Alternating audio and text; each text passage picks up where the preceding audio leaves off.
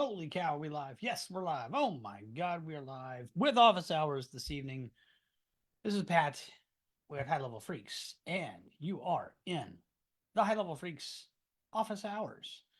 Yeah, so yeah, I'm gonna get this thing recording, gonna post to the groups, and then we will chat about what's going on with the latest in Highlevel.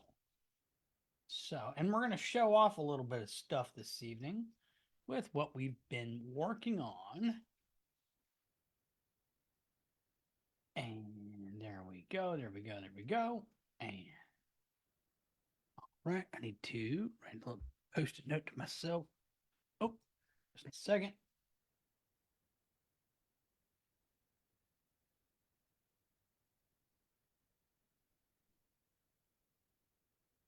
All right.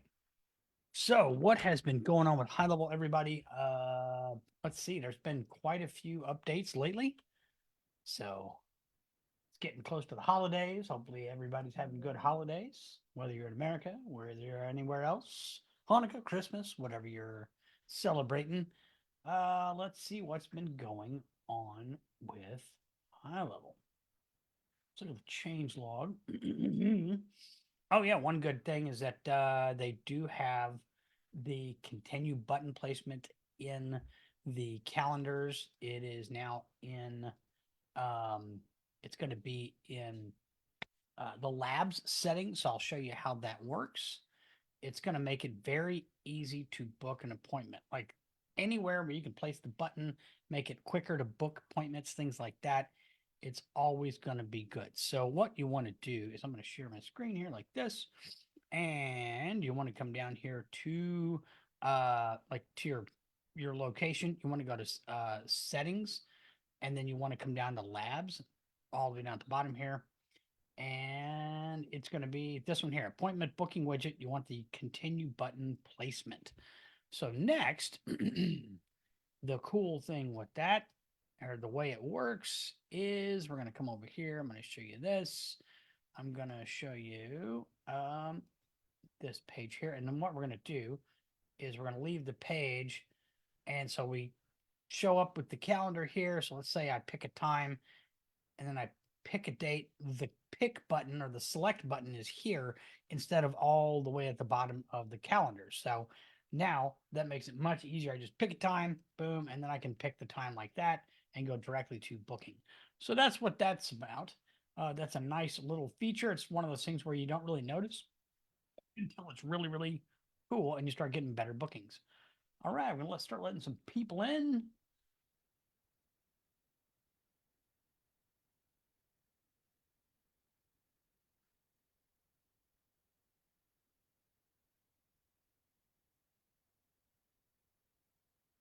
Hello, Mr. Steve Champagne. How you doing?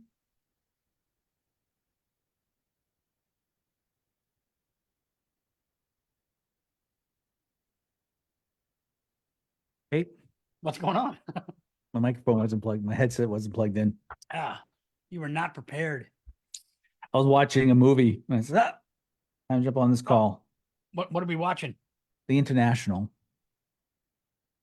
Rings a bell. Yeah, 2008. Okay. Clive Owens. Oh, okay. Yeah. I think I kind of remember that one. Yeah. So Very just cool. you, just us so far. Us so far. I was starting to go over like high level updates and stuff. So What new ones were dropped? Oh, I just went over like the calendar continue button placement. Like Great. I like that. A small update that's got big implications for better bookings. So yep, I agree with you. One of those things you don't even notice. So okay. Jay Turner. Hey everybody, how you guys doing? Good. What's up? Good. Having camera issues. My camera is just flaking out on me. Well, that's weird. So I got a question, technical question. Oh, all right. Google Ads tracking in GoHighLevel. Is there something I'm missing about it? I Oh man, I've tried to use GA4 in Google, and I can't really understand how to do it. Yeah, they have totally, as far as I'm Well, concerned. first off, like in their in high level defense, GA4 tracking is a hot mess anyway in their documentation. Right. Oh yeah. It's yeah. hard to understand just what the hell Google wants you to send, and you can send literally anything. Like you could send foobar through the as an event, and it'll take it, and you don't even know what it did. So I mean, there's some weird stuff in GA4 tracking. I would love to see some actual good documentation and some examples of GA4, like Facebook conversion API. I got that nailed down. Perfect. Yeah. Oh, Charm. I got a question on that. Is that there was a post with someone in the group, in the GHL group, about the conversion API and the pixel, and Yeah. they were running both. Yeah. Why would you run both? Because Which- because Facebook will dedupe it. Yeah. So if I click on it, like if I click on an ad, Mhm, you click on an ad on Facebook, you're always going to get the FB click ID, right? mhm. And that's a very set format. I've gone through all the documentation, but it's a very set format, like timestamps, Mhm. IDs and that sort of thing. So if the pixel's on the page and you don't have it, and like let's say I'm coming in on iOS and it's blocked, or I've got an ad blocker, Mhm. Highlevel will still. You're a floating head, Jay. Highlevel will still. Whoa! How does it's crazy.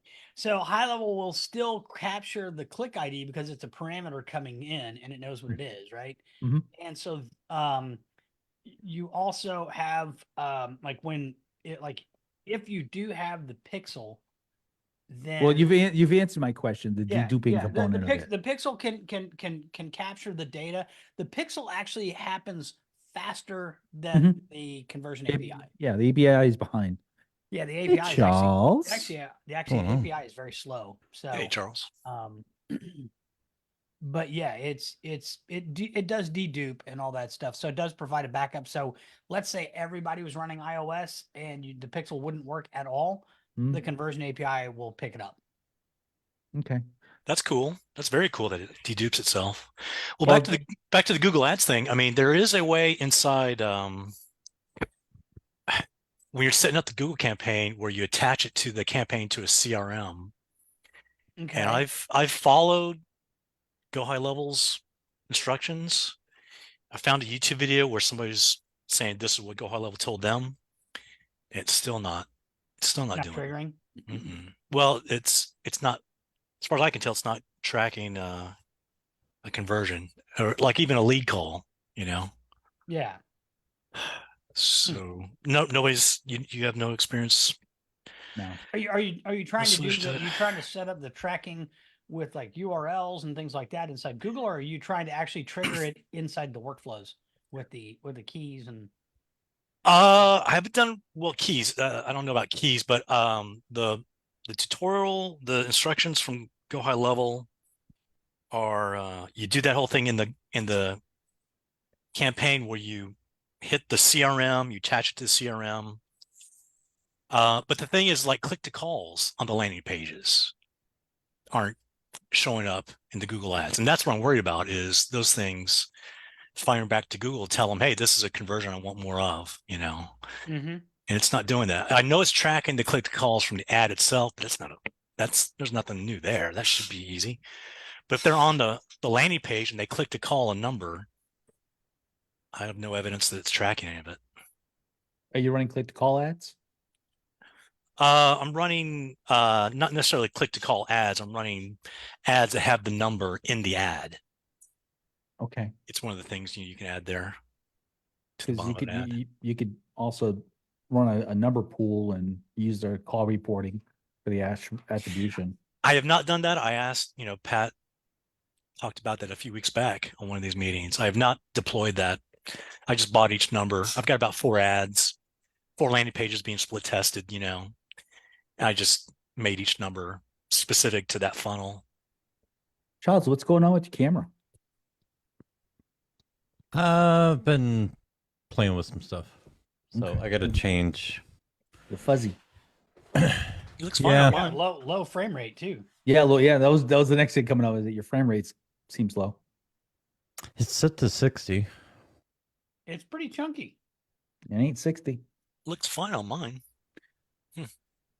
Yeah, I don't know. I mean, what I'm looking at in Ecamm and what I'm looking at in Zoom always degrades it. But it's seriously degraded. I don't know. Not on 'Cause- mine. You look fine on mine. I don't know what. You look Maybe you look a little fuzzy, and you look a little. Your frame rate's a little chunky, but That's what I'm seeing too. yeah, Huh. not horrible. They'll survive this Yeah, call. we'll make it. So, Steve, how many prospecting things did you do? Just keep on putting them out there, banging my head against the wall. Any yeses? No yeses yet. Oh, man. You know, No yes. I've got a question for you, Charles, with your alignable model. So many coaches in alignable. Do you look at them as potential referral partners, or do you just go for sales with them? How do you feel that out? What do you like to do with them? Because there's so many of them in alignable, so many coaches. What kind of coaches? Any Yeah. coach. I mean, They're a good business business. coaches. Yeah. I don't know. I kind of play it by feel, I guess. Some of them I don't want as a client, to be Mhm. quite honest. Mhm. I mean, you have to know who is a good client for you and who isn't. But yeah, I mean, if I try to get them on as a client and then have them as a referral, because I want them using the platform, if at all possible. I see. So unlike a digital agency, you don't lead with, I want to hear about your customers, I wonder how good you are to your customers. You have a good secret sauce that's working for you. Then lead into, well, I've got a referral partner program. Now, digital agency, I go for the referral first. Right. Mhm. And then, so like the last agency that came on, they've already brought one client on board, but it was very much, okay, what can we do for your clients? How can we benefit you through your clients? And so it basically was selling his clients before I was selling him. And then I was like, okay, in order for us to do this, you will have to get an account. Mhm. It's the only That way makes I'll do sense. it. Well, because it makes it easier. I can then, he has an account, he has a login, Right. and now I can give them access to whatever, I just go into the teams and allocate him to those other accounts. And Mhm. since he'll be admin in his agency, he'll be admin in whatever other accounts.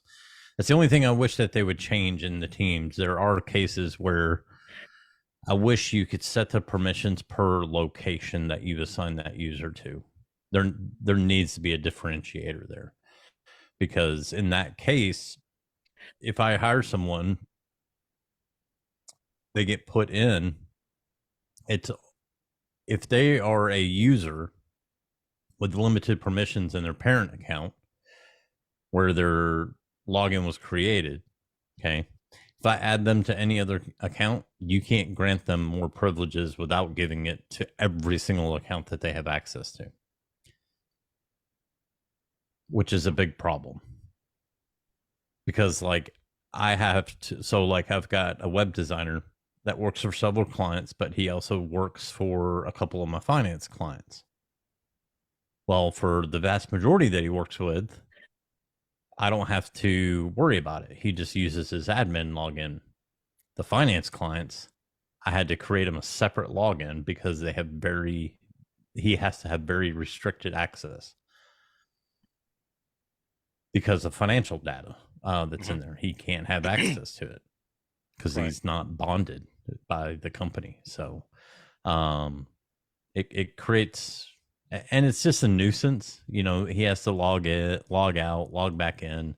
If he could stay within that one login and be able to jump back and forth, but change the permissions adaptive to what location he's actually getting into, that makes a lot more sense. Mhm. So, but there's really no point in even addressing that right now until they finish rolling out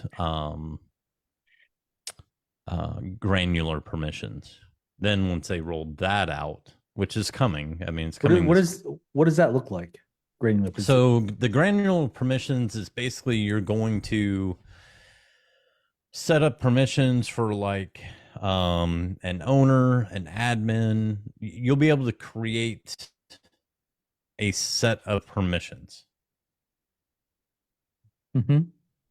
which is nice. So that way you can easily replicate it. So if you have a sales team, you can create a sales team permission set that this is what everybody needs. And then as you onboard new people, you just pick that category of permissions rather than have to go in and do it.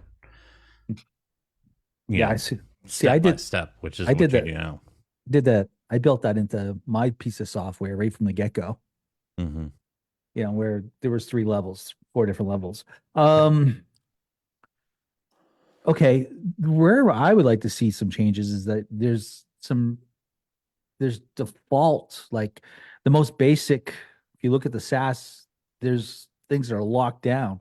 Getting back to a situation where maybe you just want to give them a handful of things and not even all of them the most basic package. So I like to see them break that out a little bit even more. Is that going to happen in this release of the granular or these base features will always be base features? Yeah, I don't think they're going to unlock the base features in the SaaS configurator. I haven't heard anything about it at all. Okay. You made a comment in a post I saw today about, and I know they were talking about it, but I was wondering if you knew more about this AI websites. And AI, so it's coming. First quarter, second quarter? First quarter. First quarter meaning what, Stephen? AI websites? What is that? AI funnels. So basically you will have 3 options. You'll be able to start from scratch, start from a template, or create using AI. Give it a URL. That is coming later. So remember, it's skateboard first. So, but it'll generate the copy. It'll generate. It'll pull in stock images. It will not be using image AI to generate images for it, but it will be using content AI, which makes sense. That's a lot more reliable than image AI. Image AI still takes quite a bit to get it to where it's a decent image. So they're going to be pulling stock images from like Pixabay, Upsplash, or Unsplash. Yeah. And yeah, so cool. Yeah, that's pretty decent. So I did get my first IVR built this week. So I was kind of, but what I noticed, and I sent you something, Charles. The other thing I noticed too is that sometimes between actions, the on hold music plays between the action. To happen. You can have that happen in any IVR. Yeah, even traditional like VoIPs. Oh, really? I've seen that happen. Yeah, it's just server lag. That there's no way to predict that. I mean, if it's under heavy load, you know, because like even using some of the top VoIP companies out there, if it's in a peak time where there's a ton of calls going through that server, there's nothing they can do about it. It's just a peak time. You know, unfortunately it does happen. Did you, the thing about the call recording, even with that turned off, it was still recording the call? That's because in your business settings, you have call recording turned on. I do? You have to. Let me, on that number, right? So I'm forwarding that number. So let me. Yeah, you have call recording turned on somewhere in the system for that phone number. Okay, then let me go check that out. Because that won't override the parent setting, except in the case that you want it to record. Got it. So by default, should phone recording be turned off in that setting if you're using IVR? No. It's just his case. Yeah, in my case, well, I didn't He realize doesn't want to that. record spam callers. He built out an IVR to catch spam and like deal Oh. with the spam. So he doesn't want to waste. Where do you turn off the main phone recording settings in the settings? I can't. Hold on. Has to be on the. It's on the number. Oh, phone numbers. Okay. Yeah, it's on the phone number itself, which I didn't check. Oh. Yeah, I was Interesting. like, I know it's there. Let me see. Number info. So basically, what you're saying, if phone recording is turned on the number, that will record. It's going to anyway. record no matter what, because that's the parent. But now, if you have it turned off on all your, let's say you had it turned off on all your numbers, but you're like, hey, if they press this option, we want it to actually record that. Yeah, that's where when you turn the recording on in the IVR, it will supersede. I don't have call recording turned on that number. Yeah, I don't have call recording turned on either, and like I've got it on my barber's location. It's recording every single call. Yeah, I don't have it turned on. Hold on, let me jump into it. Charles, you got to fix this. You better this. This- Let me jump into an account. God, I got it. gonna have to. You guys are making me log into this thing. I haven't even been in here all day. You haven't been into your account? No? Yeah. Dang. Shit. That's work. Charles doesn't do work. No, this number is, yeah, I have call recording turned off. Let me go and look at because I had to assign that number over to a user, the front desk. So let me look in this, because in the staffing, you don't turn it on the staff. I don't think you do. By the way, is there an updated create an IVR with the new functionality tutorial out there? Is there something you guys have been sharing around? No, You can share with me? we've just been, Well, they have a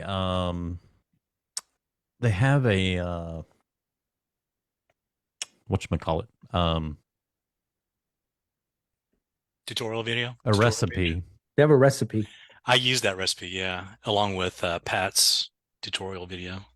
That was an amazing tutorial, by the way. It was quite well. It worked great. Pat. Hey, if you ever. So you Jay, don't have in the number settings. not No, turned on. call You don't have call recording turned is on? is unchecked. It's And unchecked. then when the calls come in, it records the entire phone call. Yeah. Oh no. All my users record their phone calls, so Well, I guess it's something we need to bring to. just turn in a ticket. I'm sure it's a bug. Yeah, it is a bug. Okay. I didn't know. It didn't used to do that. It probably came out with the IVR. That bug probably came out when they pushed an IVR update, if I had to guess.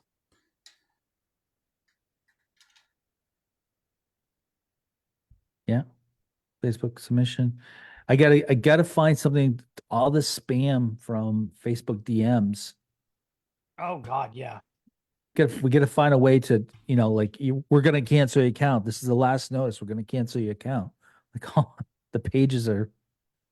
And who was I? Oh, Thomas that was in here about a month ago. He has a workflow to archive the DMs, but I would say just tag them so you can make a smart list and easily delete them. But no, call did come in. IVR call this morning. Must have been a spam call because it didn't record it. But yeah, that's I'll put a ticket in on that. What a video. So Well, I'll the tell you. IVR, I can tell you the IVR works real good because I'm looking at my barber's conversation tab, and it's got call, and then text messages. Thanks for your interest in booking. Here's your booking link. That's it. That's all he's got. He's got like almost no actual pickups on the phone, like people dialing in to actually talk to somebody. So he's got to be loving it.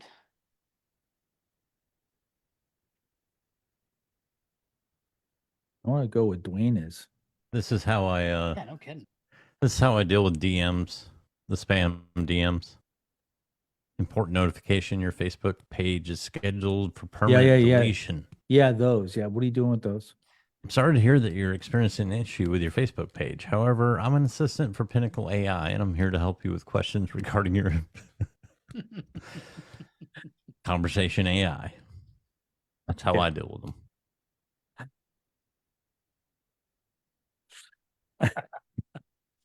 Got it. But I'm from my clients, so could you? Do you run ads? Do you do ads for 'em? Yes. Oh yeah. See, yeah, I don't miss those days. Don't miss those. That's another reason why I am so glad I don't run ads, because you only have to deal with that when you're running ads for them. Oh no, what happened to my account? Can you get shut down? No, it's not. It's spam. Don't click a link.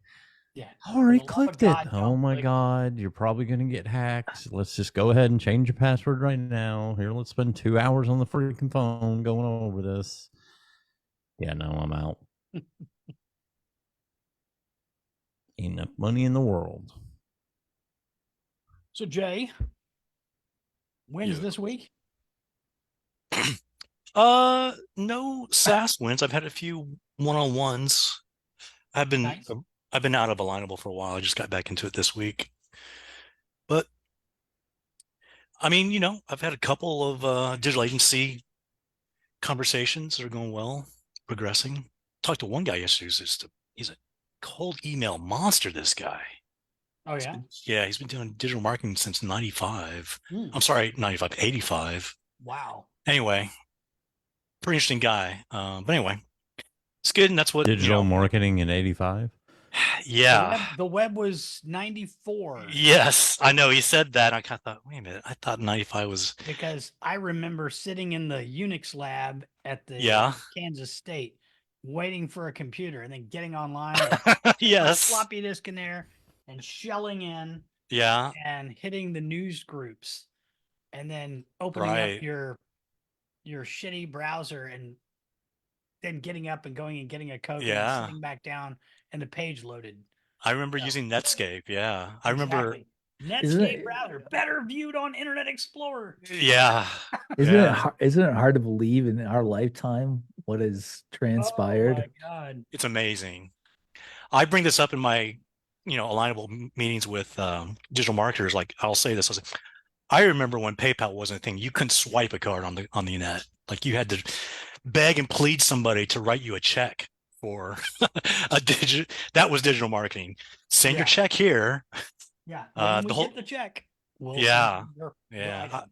I worked for some information marketers who did direct response, and Oh their my whole God. Well, the first programming I ever did was like when you did forms, you had to get a form script and it was a CGI. GI. yes. And you had Oh to use man. Perl scripts. And yeah, it was. Oh just, yeah. Perl scripts. and Yeah. stuff broke. And Those were the good old days. yeah. Yeah. At least Yeah, kids I remember think they have it tough. designing pages with tables. Right. Yeah. Microsoft Office. Making websites with Microsoft Office and I stuff. was using front page. Front page. There you go. Yeah. That was my first I was WYSIWYG. using, Oh, I remember my first pirated copy of Dreamweaver. yeah, me too. Yep. Yep. Yeah, me too. Yeah, Dreamweaver 3 is when I migrated off of that. I was upgrading. I was learning how to build websites. Oh my God. Yeah. I remember going to Sears and the guys telling me I'm buying a computer. He's like, this has two 40 meg hard drives. That's more data than you'll need in your whole entire lifetime. Yes. Yeah. 240 megs. I have a Oh, friend of man. mine. I have a friend of mine that era. He worked as a intern IT guy at a big major law firm. I think it was Jim Baker's law firm in Austin, Texas. And he said he remembers the day when a big, massive hard drive got in. It was like 40 gigs like that, Dwayne. And he said, like, all the interns were just staring there looking like, wow. Yeah. I changed the game when they were allowed to finally figure out how to get credit cards to work. Changed the game. I remember installing Doom with 6 discs. Yeah. No, was it 4 or 6? I think it was 4 or 5 or it was like 5 or 6 discs. Dude, Little- I remember loading with cassette. Oh yeah, yeah, I did that too. TRS 80s, man. Yep, Trash 80. 5-inch floppies. That beautiful grindy noise. Yeah. My first laptop was an Apple IIc, and then I went to IBM after that because all my friends were playing games on IBMs. We're not old. You notice Charles is not saying a thing. Why is that, Charles? What are you Oh, holding I'm back? just, I was actually sitting here. I was pulling up Apple Music because it makes me, when I was programming, um, there was one album that I would listen to all the time. It Was was it my ABBA? programming music. What was it? What was it? Hold on. Let's see. Oh, shit.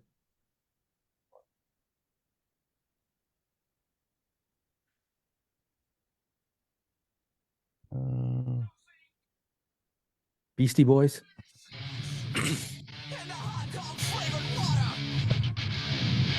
Wow, wait, what? You would code to this? Out, man. Just code. No, I could not code to this at all. Wait, who is that? Limp Bizkit. Oh my god. Yep. Okay. Yeah, I did. I would just listen to it over and like have my headphones on, just freaking jamming out.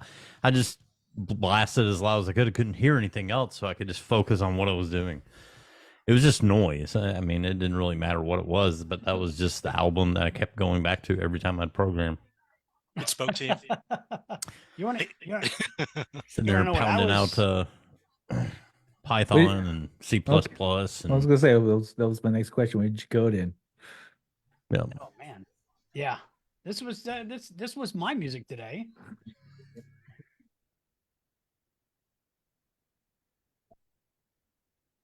If you're playing music, I can't hear it. Probably his 3D printer. What'd you say? That's probably your 3D printer, what you heard all day. Yeah.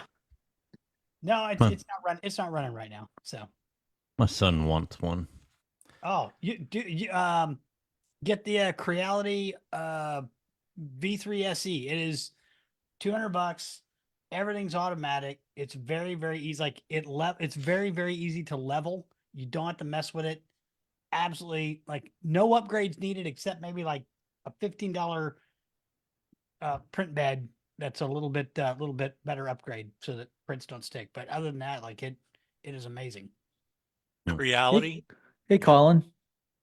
What's up, Colin? What's up, guys? Pat, long time no see, man. How you doing? Hey, good. How you doing? Good. Sorry for getting here late. I just Oh, no problem. wanted to hear you smart we always guys. we always go a while. Cool. What Not do you too got much. going on this week? I wanted to pick your brain, Pat. Charles, I know you're really smart too. One of the issues we're kind of running into, I guess the first one would be the native power dialer. We're having a lot of people ask. We're in the life insurance niche for a more robust power dialer, and we've looked at 𝙒𝙖 and also Hot Prospector. I just wanted to see if you guys have your clients asking for that, if you think that's a good option to go that route, or What's really their sure. objection? They want to be able to dial more aggressively, faster. So I guess they're saying that they're not able to dial as fast, and also a lot of them want local presence. If that's actually even works, I don't know. But instead of buying multiple numbers and then having to switch out, each number when they're dialing out to that state, because a lot of them do statewide leads, Yeah. right? So they're getting stuck with, they're not doing local, they're doing statewide, 15 states, 20 states. And a lot of them, if I don't tell them, they'll dial from one area code, and their contact rate is horrible. So now I've been telling people, hey, if you have 10 states, at least get 10 numbers just to give yourself a fighting chance of them picking up. And then I'll also do like free caller registry to make sure that you're not getting labeled as spam. I'm not sure if that works, but I tell them to do that. But Not anymore. besides that, it doesn't work. No shit. No. Connect So rate consumers is really low. So you need to do one, local numbers. I would probably look at Hot Prospector. That's a really nice piece of software. And I think they do local presence. What you're looking for is something that can do progressive dialing. And I believe he can do progressive dialing. yeah, I spoke to the guy at Mark Helton, Yep, and yeah, Mark, yeah. I think what he does now, instead of local presence, you'll buy, I guess, 5-10 numbers from him, and then somehow he verifies them. It has automatic, I guess, he has like a spam detector in there, so you can kind of check your number each time to see if it's coming up as spam. So it just seemed like with his software, I had to do more like, I guess I have to, either we have to do it or the client has to do it. It's not through GoHighLevel, like the dialing. No, it's not. Mm-mm. It's its own standalone platform.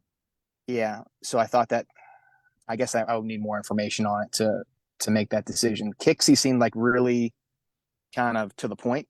But I don't know if it's as good as, I have heard good things about Hot Prospector as well. Reach out to me. I developed my own platform. It doesn't do, doesn't buy, you can buy multiple numbers. It does assign one number, but it does give you the ability to do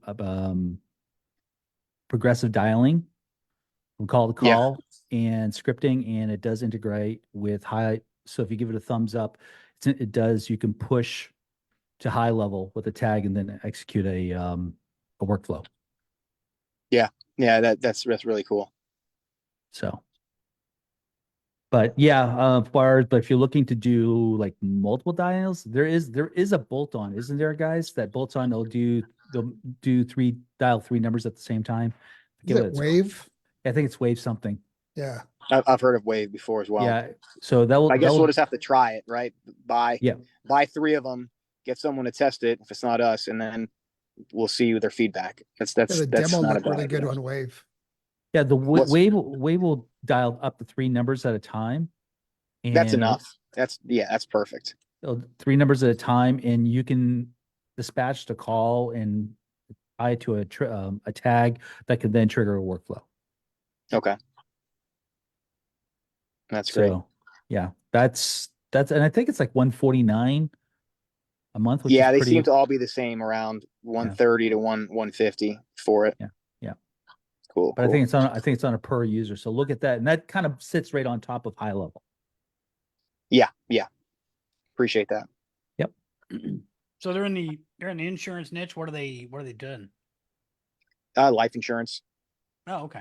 Life, it's generic term, final expense, niches, but primarily it's just life insurance, and it's just the nature of that business. There's a lot of Oh, yeah. dialing, so they have to get after it. So they're okay with investing in phone software. Obviously, if the native GoHighLevel did enough, that would be great. But I think if it's worth it for them, they should spend the extra money So if they're going to increase their contact rate.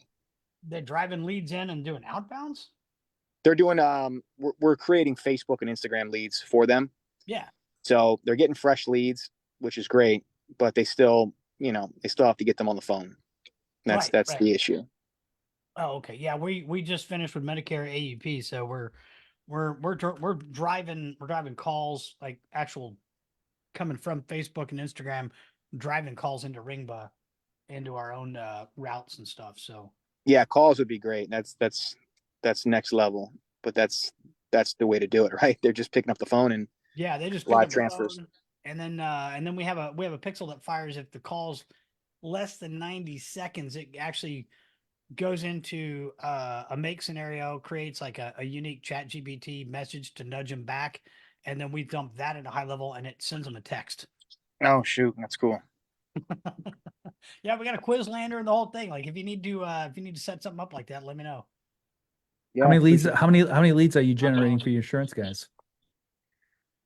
Most agents are relatively new, so they're at like $50 a day.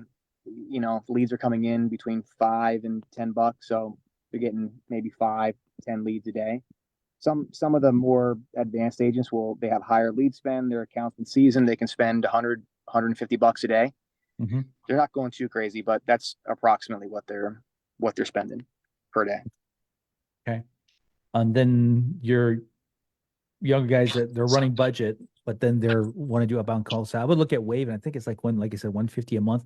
Bolts right on top of high level, and it will do.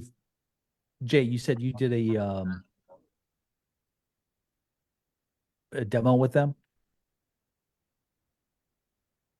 Yeah, I watched their demo and it was pretty cool. Yeah, I'll check it out.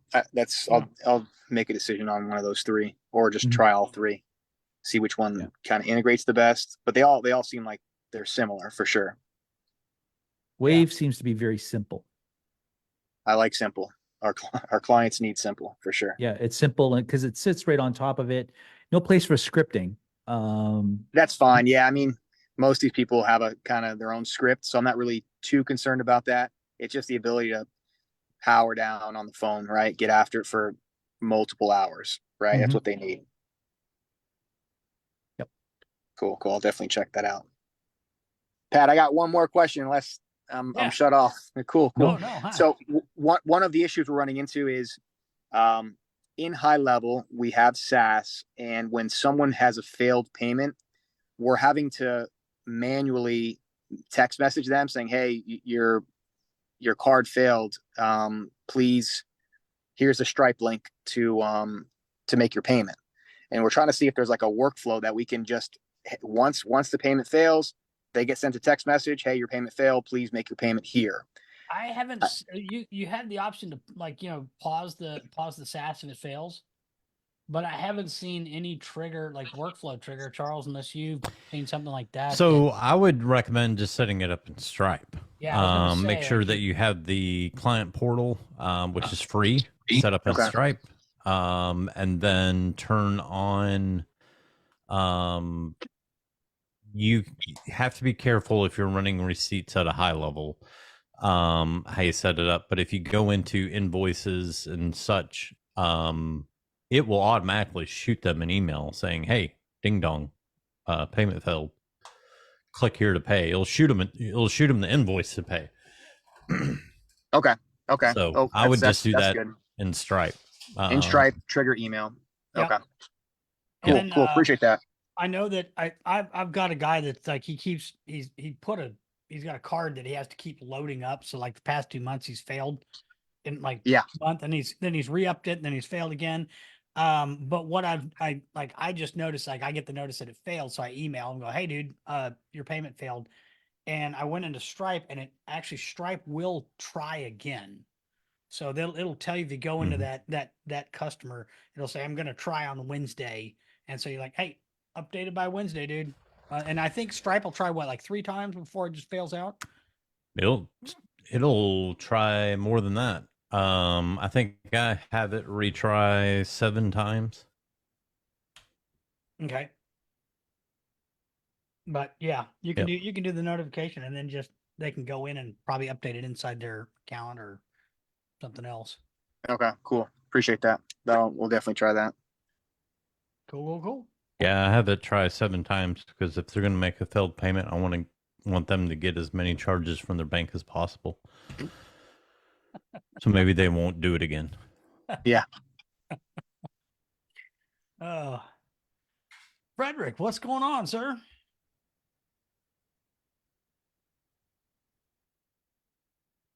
You're muted. There he is. What's going on? Oh, can't hear you. I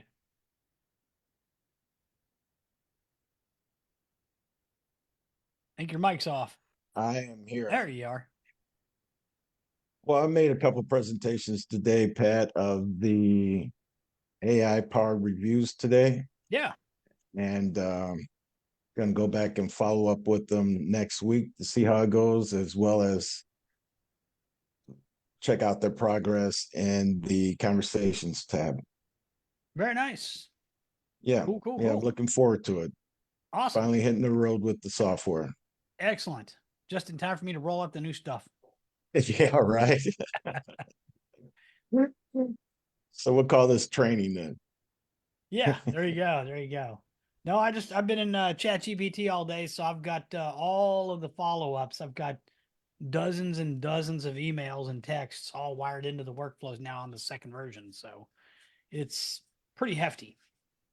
Yeah. So I'm going to be running ads here. Like, well, I know it's going to be going into Christmas, but going to be running ads this week anyway, like starting tomorrow, hopefully, and see how we start, very low budget, but we're going to see what we get with, like at least 1 or 2 leads here and there.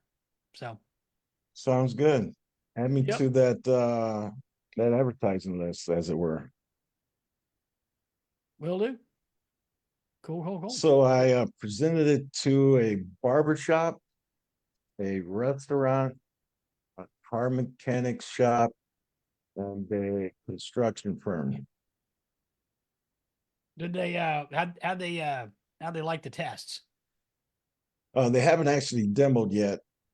From what I see in the conversations tab, none of them has demoed yet, but they give me promises that they would. I've known these people for some years now.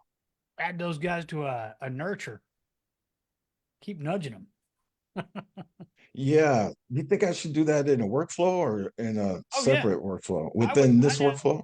You could just add them to if you've already chatted with them, you could add them to a workflow that just says, "Hey, hit this trigger link, make sure you do it," and then just send them a reminder almost every day. And then when the trigger link gets clicked, just remove them from the workflow. That way, you know they went to the page at least. Okay. Okay. Charles, what did you just drop? The trigger. Well, so that I don't know if that will work or not, but that is a trigger that's available. So the trigger is payment received, and then you filter to payment status is failed. I don't know if that will work for what you're wanting to or not, Colin. I've never personally tried it. So What do you think about that, Pat? What's that? That particular workflow that Charles mentioned. That particular trigger link, I'm sorry. That would be for like what Colin was asking about a few minutes ago, like when customers' payments fail. Oh, I see. I Yeah. see. Yeah, I just clicked in the middle of the call here.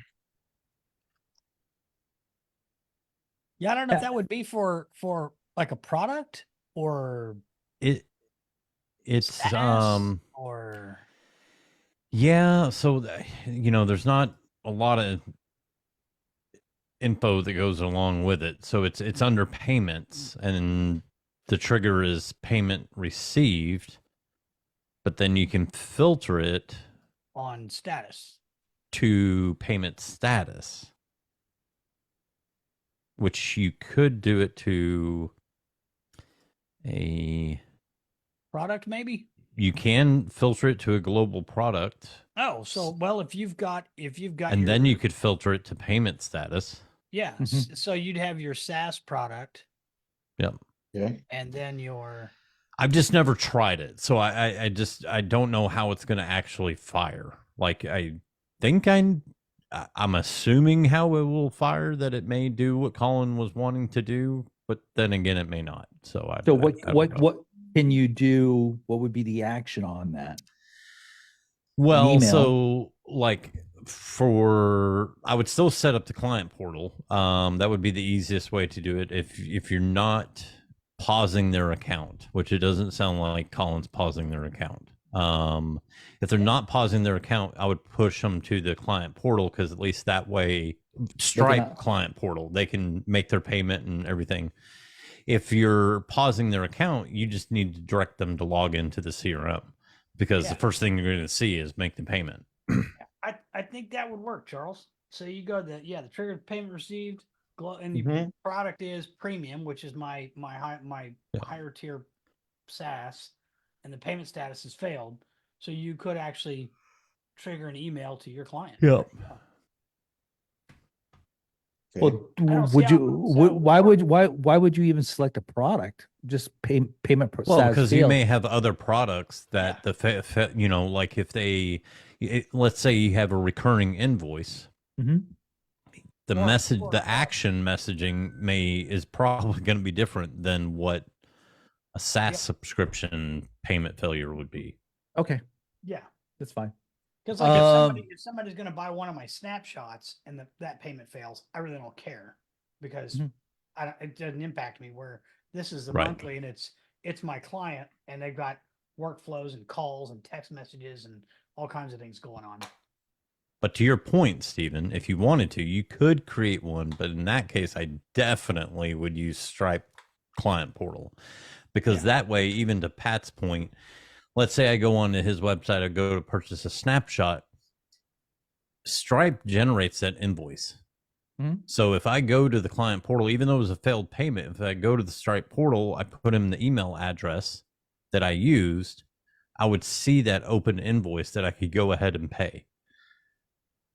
But would they have to create an account in? No, it's because it's based off the customer profile, which is the email. Okay. So as long as they fill out step 1 of an order form and then even try to transact on the second page of an order form, Mhm. it's going to create that customer record in Stripe. Yep. And so when you give them the link to your Stripe portal, all it presents you with is an email field. You put in your email, it sends you a link to go to your actual dashboard. There's no password or anything like Okay. that. You have to put in your email every single time. Right. So it's one field, and then No. then they can update their credit card there. They can They can update do their- whatever. Yep. Whatever you Fine. allow them to. So you set the permissions. You can have them be able to cancel subscriptions, cancel services. You can do all that through the client portal if you want to. But it's up to you. It's a bunch of check boxes that can they see past invoices? Yes or no? Can they Is change there any- quantities of products? Yes or no? Let me ask you this: any talk on bringing this into high level? Yeah. Yeah. That feature, yeah. Because Yeah. That's what the whole client portal was for. Stripe just already has. I mean, Stripe's had it forever. okay. So we should expect to see this functionality in the client portal in 2020. it'll get I think in 2024 we'll definitely see it. Yeah. good. Yeah. Cool. But in the interim, we just need to spin In up the interim, depending on what your use case is, the cleanest and simplest way, if you're doing everything through Stripe, just use the freaking Stripe portal. It's clean and simple. You don't have to worry about anything. Now, if all you're doing is SaaS and you have nothing else, if you're pausing their account, you can just send them to the login because it's going to pop it right in their face to make their payment or update their credit card information. Yeah. So, and now, Colin, if you didn't know, I know I talked about this last time we were on the call, but now when an account auto pauses, it does pause all the workflows.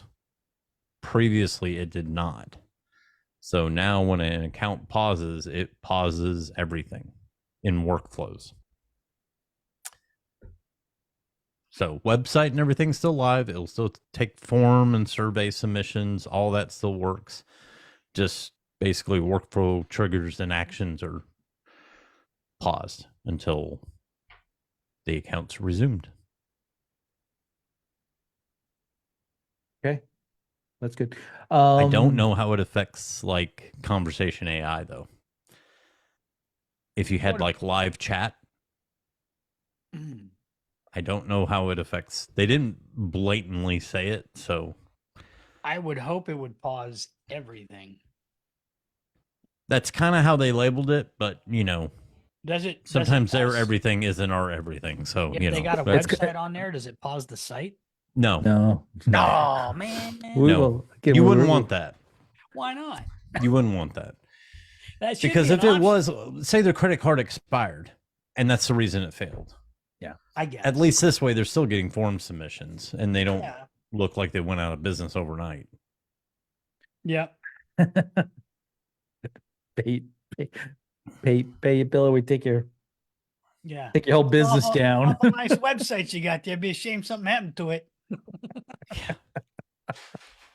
We go caution sign across the front. Need to pay bill. Oh, that would just be dirty. That would be dirty. So Pat, you messaged me today that you built this killer workflow with 𝙒𝙖𝙤𝙤𝙦. What is all this about? What is this going to do for you? Okay, so 𝙒𝙤𝙤𝙦 can do the webhooks, right? So when something happens in 𝙒𝙤𝙤𝙦, just a second, let me find it. Just a minute. Hold it. Hold. Let's see here. Just Do you a use second. 𝙒𝙤𝙤𝙦, Stephen? Not yet. No. Oh my gosh! And you're running ads? Yeah, but not I don't have a lot of clients right at the minute. So when I start bringing in one of the ad platforms, whether it's UpX or Play, then I will Oh, yeah. probably use 𝙒𝙤𝙤𝙦. 𝙒𝙤𝙤𝙦 I've makes it got so freaking easy.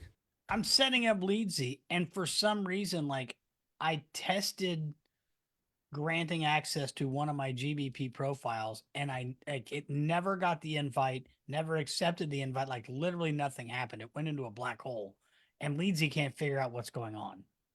Hmm. They're like, well, I don't know. That's no idea, buddy. I'm like, better figure it out. Well, Google's worse than Meta about changing crap and not telling anybody. Okay, but I mean, But it Like was it Ads Manager or Business Listing? business GBP Gotcha. manage access. Here, I'll show you what I set up. So this is I always did admin. Yeah.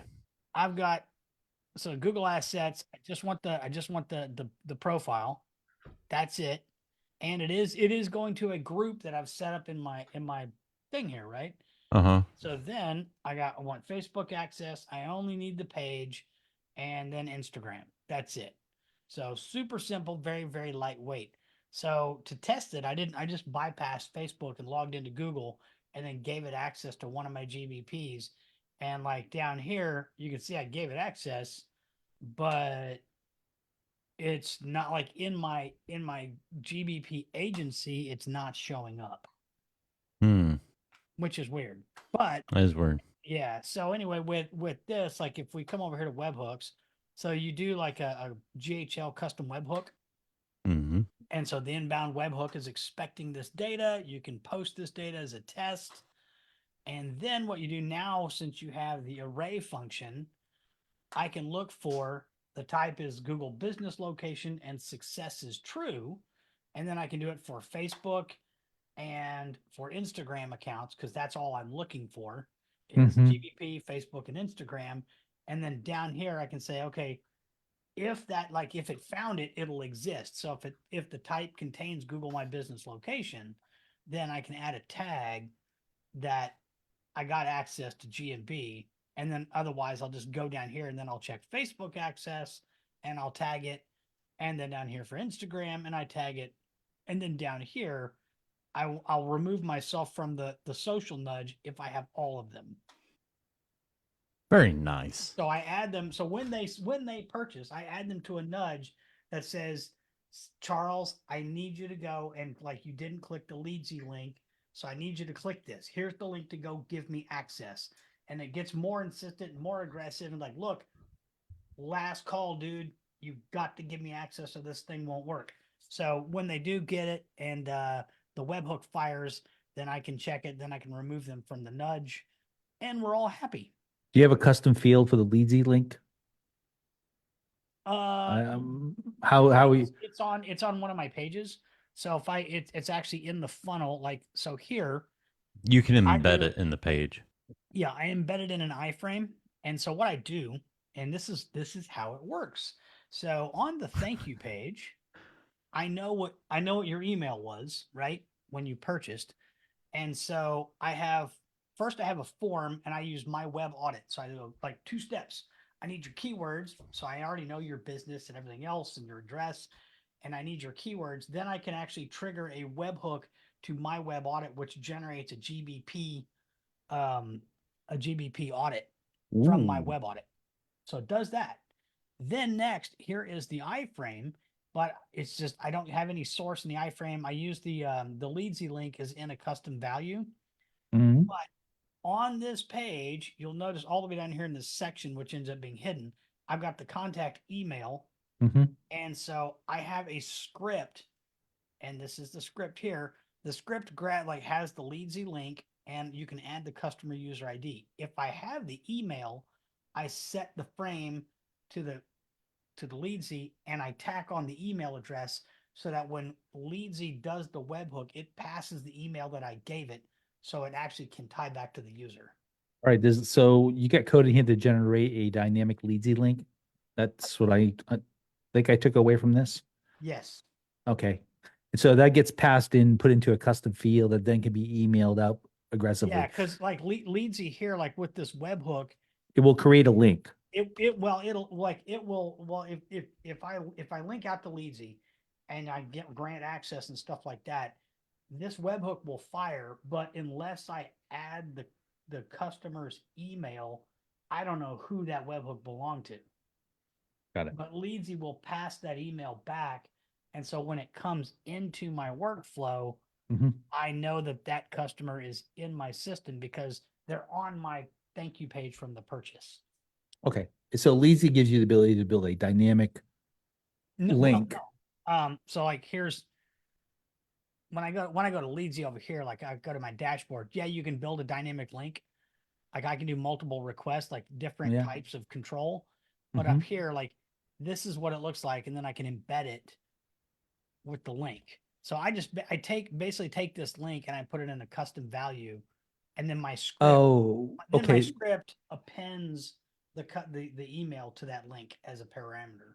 Okay, but is that link tied to only requesting certain Yeah. access? I Okay. come in here and Basically, I say, look, you build a profile. yeah, I build what I want to get access to. Got it. So Yep. like if Jay was doing this so he could run Google ads, he'd click this too. And Got then it. maybe analytics and tag manager and all that stuff. Since I'm just doing review responses, I only need GBP. And then down for the Facebook page, I just need to be able to create content and then also post to Instagram. And that's it. Okay. And what plan do you need on 𝙒𝙖𝙣 for that? Do you need the agency or the starter? I am on the $99 a You're month. on the agency. Yeah.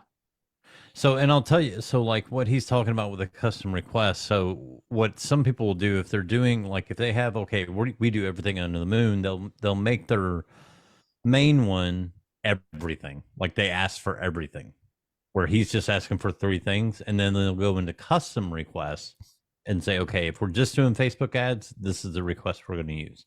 If we're just doing Google, this is the request that we're going to use.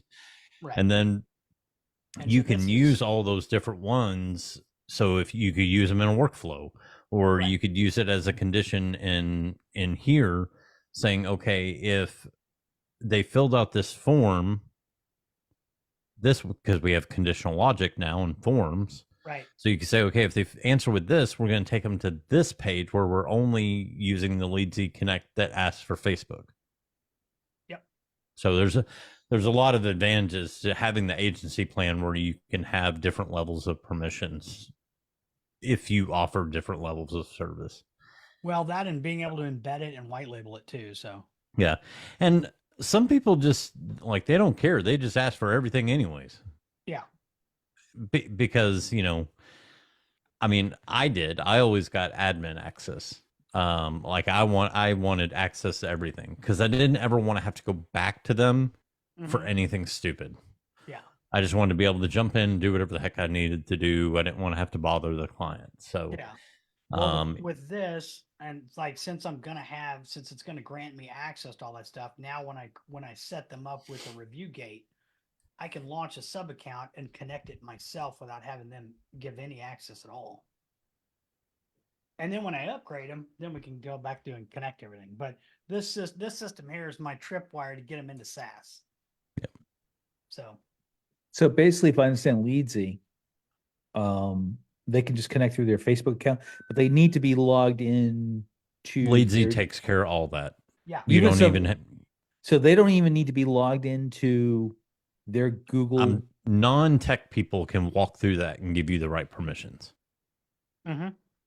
𝙒𝙖𝙣's done a great job on they're a little clunky on the agency side. Yeah, but the Yeah. front end. On the front end, it's great. If they detect that there's not an ad account created, it will give them instructions on how to create an ad account, and then it will ask them to give you permissions. And it's persistent. Yeah.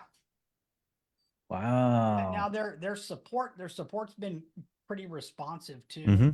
I'm still waiting to hear back on why the heck I can't get the invites to come through. So I haven't been able to haven't been able to test this particular webhook right here. So I said, look, I need to know what a payload looks like for Facebook, Google, and Instagram. Can you send me a test payload? And it's like, yeah, here you go. This is what it looks like. It's like, cool. So then I was able to test it, and the workflow's like bang, bang, bang, bang, and it popped right on through. Yeah. So this is good. So if you're planning on doing ads with, say, UpX or Play, this is definitely 100%. You don't have to cut them a video and go to the Yeah. business manager, Yeah. click this, add ship. If you're running ads, I don't care what platform you still need to get access to everything, just like you were running them yourself as in traditional SMMA, because you're still going to run into the same nonsense over and over again. So take Facebook. Does it go and create a business manager account for them, or is it just If they don't have one, So they create It'll they'll create a business manager account, then their ad account, or or just an ad account. it'll create an ad account and it'll add that asset. It'll auto grant you access. It'll put you in as a partner. So Okay. you don't even have to do anything. So, Pat, if you want to go to 𝙒𝙖𝙤𝙤𝙦, Oh yeah. so originally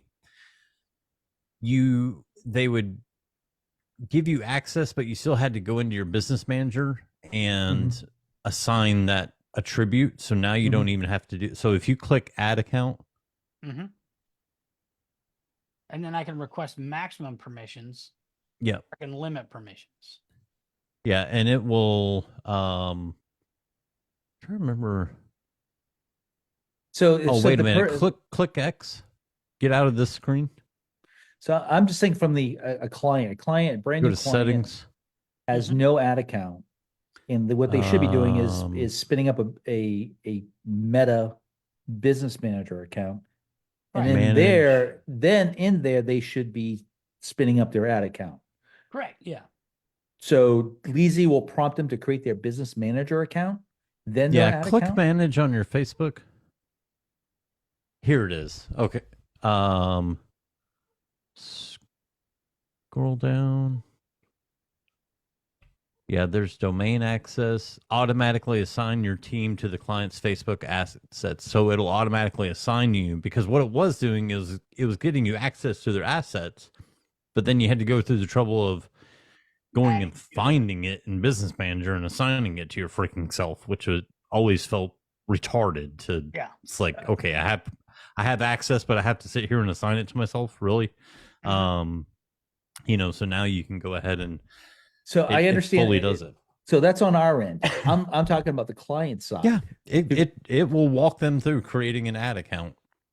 Well, ad account. I heard ad account. I didn't hear business manager. Yes. Not everybody needs a business man. Most of them are going to have it. If you're selling them SaaS and they're connecting Facebook and Instagram, guess what? They already have a business account. You can connect Instagram. Not for messaging. You Nope, have to you connect it can't. in Business Nope. Manager. Yep. It's got to be Instagram for business. So Yep. you can do messaging. So if you get the green light on Instagram, if it lights up when you do that integration, Facebook and Instagram integration for messaging in 𝙒𝙤𝙤𝙦, you already know they have a business account. They have to have a business manager account to get those both to turn on. Got it. Okay. Yep. Because you can integrate with Instagram. You used to through Creator Studio. You should be able to connect. That's the problem, is that Facebook keeps on changing everything. Well, that's why 𝙒𝙤𝙤𝙦 is so good, because any given user, like I can guarantee that between anybody on this call, all of our Facebook business managers look different. Mm-hmm. Every one of them's got a different version or something. Yeah, so that's the problem. So when you try to tell somebody like, hey, new client, go to this spot and click this, add this ID, and they go, nope. So you have this thing set up to go out and do an audit? Yes. Web audit? So Web audit? I come over here to so here's what happens. So they come over here, they purchase my review system. So come on, there we go. Man, I wish 𝙒𝙤𝙤𝙦's like doing this weird flashy thing on pages. I don't know what the deal is. So they come over here, they get all the options, et cetera, they buy, then they go to the thank you page. And so with that, I know what their business information is. I've already got the business name, the address, the phone, et cetera. And so then the only thing I really need to do to really finish up the web audit to Mhm. get the grid, the search grid and everything like that to Mhm. really maximize it is just say like, tell me what your keywords are. So there's a hidden email field that's already filled Mhm. out and they just submit. So then what that does is that web hooks into just a second. Gonna come down here. I've got all my stuff here. Boom, boom, boom, boom, boom. Audit submitted. It actually webhooks over here. Now they have a make app that they will invite you to. And so I actually am working with them to just get the raw API request so I can just do it from Highlevel and just make the request myself without having to have make. But what that looks like is So you got to use make to right get that. now. Yeah, right now you do, except I mean, it's just it's a pain in the butt, but I'm working with them to get that fixed. So come over here to this. So I webhook and then I come into my web audit and then I just basically fill out the information and then I can add the keywords here. And then what it does is it will create that. And then what it does is that once it's created, it will actually update the Highlevel user with the audit report link that's the pending audit report link. And so then the report is generally done in about 5 minutes. I wait about an hour before I email them the link and say, hey, your GBP audit is ready. And then they can go view it online and it's fully operational and Nice job. sexy. Actually, I think this is one of the sexiest things you've ever built. Thank you. Bar No, none, I'm the not the, gonna the, send- the I'm NFC not gonna card. send you nudes, Steve. No, seriously. Really like that. Yeah. So that is part of the whole thing is like when they buy the only other manual thing I got to do besides just shipping them demo like review cards is actually in the agency area create that marketing audit because I'm doing them like I'm giving you a GBP audit. I'm also giving you a marketing audit because the high level audit is a little bit different and it does like do you have web chat, do you have a textable number and that sort of thing. So double whammy and then right after they purchase and they get the cards activated, they go into like an in-day nurture for just about every high level feature possible to get them to sign up for SaaS. That's the system. Can I ask you guys a favor?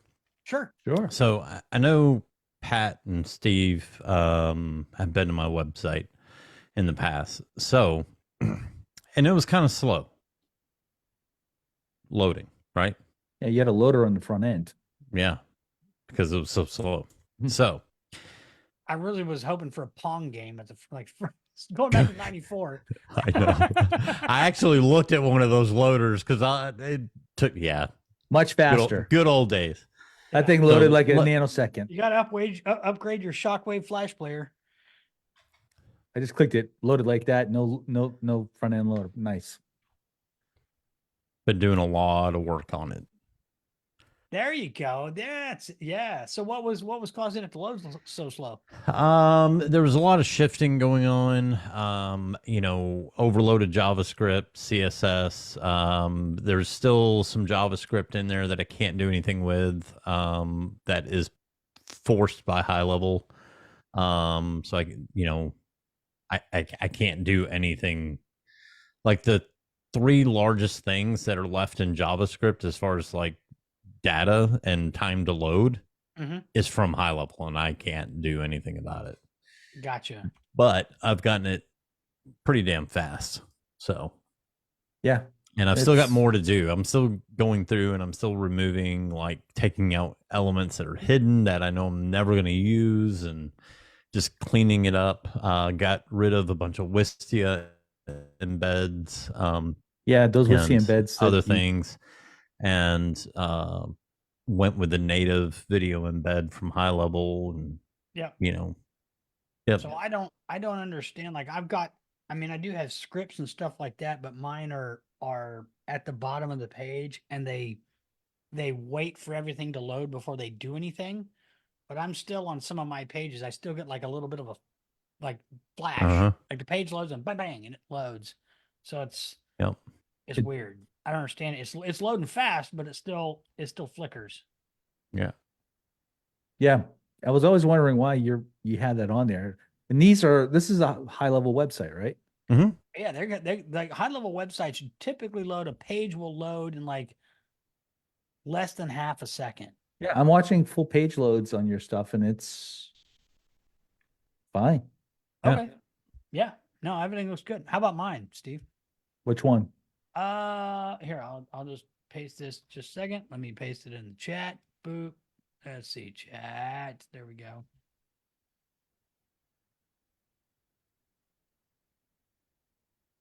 Now I do have some scripts in there doing stuff, but Yeah, it's not as clean as it loads, but I would say it's a second and a half where he's a half a second. yeah. But you tend to load a lot more into your, Mine loads pretty freaking fast. it's fast enough. Mm-hmm. It's fast enough. But you're right. There was like a double pump on that page. Yeah, it's weird. Yeah, there's something on that page that's causing a double pump. I have saw no that too. idea. I've got I've looked one at all the thing network that's- connections and it's That's just, slowing mine down a little bit, and that's my vocal video. So, like, if you go to my homepage and you go all the way down towards the bottom, in the blue and yellow section, there's a video slider in there, for video testimonials. That slows it down a little bit as far as how much data that script is using. But it's like, it's kind of valuable. I don't want to get rid of it. I mean, It's okay. This is not Nave though, right? The high level. no, This is okay, that's through yeah. my review platform, Vocal Video. Okay, Yeah. it's nice. I like Yeah, that. I mean, it's because I don't want to put just a bunch of freaking videos. I could put a bunch of videos, but I don't know. I think putting a bunch of videos would probably make it load slower than having the slider there. So Hmm. And you're not using the chat HQ on your website? well, I turned it off because I've been working on speed. So I wanted to remove as many outside elements as possible. I just Okay. wanted to get down to like bare bones and get it as fast as I could. And then, That's quick. Yeah, all your you know. images, WebPs. they're not all. So yes. high level should automatically do that except for the SVGs. So everything is converted, if not by high level, by Cloudflare. So, and that was the other thing I did. I went into Cloudflare and did a bunch of enhancements on the Cloudflare side to make sure that, like, created actual caching rules for things that I knew were going to be there and they're not changing. So I wanted to cache even more for that particular element. Can you do that with the free plan with the Cloudflare? No, I'm on or, it. So I'm on a paid plan with my main domain. Got it. All the other ones I have are on the free, but Mhm. You can do some pretty good caching on the free you plan. can. Yeah. Are you still running your Black Friday special? Yeah, it's still up there. I'm not advertising it. It's still up there. Why not? Black, because I'm looking at the buttons on your $297 at the month Yeah, it's at the top. still but on there. so when you hit but when you go to is Black Friday pricing $297 or $99? It's $997 for the year. $970 for the year. $970 for a year, but okay. It's in the pricing table when you get to the two-step order form. Okay. But you got to give me a contact info. Well, the way that I look at that page, I assume the I know. I 297 turned that on today because, so we started working on. I was working with Dodd from Extendly on some CSS and JavaScript for my new pricing page that will be releasing very soon. Beginning of the year, Jan 1. We- Be we- launching we- our What's your pricing going to be? You can move it away from one price fits all? No. The pricing itself is not changing. So I'm doing away with the 3 columns. So here, let me do this. I'll show you what I'm doing. Okay. So right now I've got this right here, and then I've got the 3 columns. Yep. Right. And then I've got this feature comparison underneath it. Okay. And each one of these goes to its own checkout page. Okay. Mhm. So what I'm going to do is I'm going to take away these 3 columns. They're going bye-bye. And we're going to use these flipboards. And there's going to be 3 rows of 3. So it's going to be 3 by 3. And I'm going to have 12 business types. So when you're on the pricing page, you'll see the price switcher, but then you'll see the business type. And actually, I'm probably going to take off the price switcher. I'm just going to leave this 12 business types. So ready to win more clients, choose your business type and elevate your success. And then what I'll do is I'll put the pricing right here on this page. So they don't have to fill out the form, but at least it gets them to that page. Because I don't want, what I'm trying to get away from is them making a decision here more than one decision. I just want them to pick their business type. I don't want them to see comparisons. I don't want them to see anything else. I just want to say, hey, that's my business or it's not. Yeah. Choices means less Yep. conversions. Yep. So that way they click their business type. And what we were working on was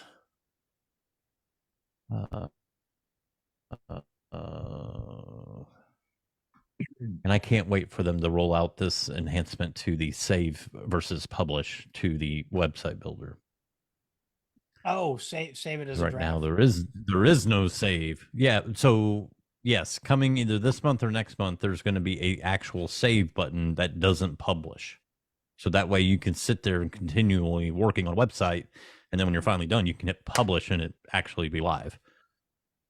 Look at that orange Instead of having to button. push everything live now. Hey guys, look at that orange button up there. It says hire a VA.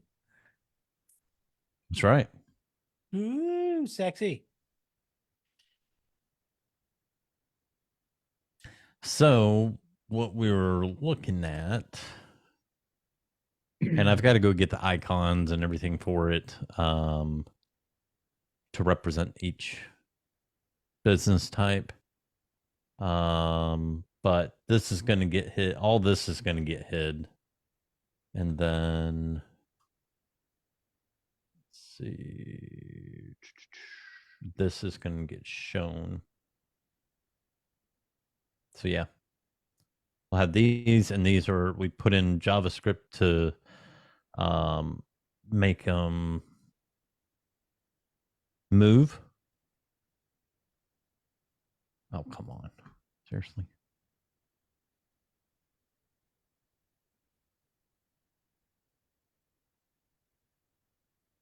Because we're just working off of columns. So I was like, I don't want them to click either this or the text to have to go to it. I want them to click anywhere on the freaking button. Mm-hmm. And so he wrote some CSS to get it styled, and then some JavaScript to make it feel more like a button, change the cursor, make it move, and make it to where it was all clickable. So yeah, those will be your 12 business types. So you'll just see this. You'll have your business types underneath. And then I'm probably going to leave this, but do something different with it. I'm not going to break it out by plan.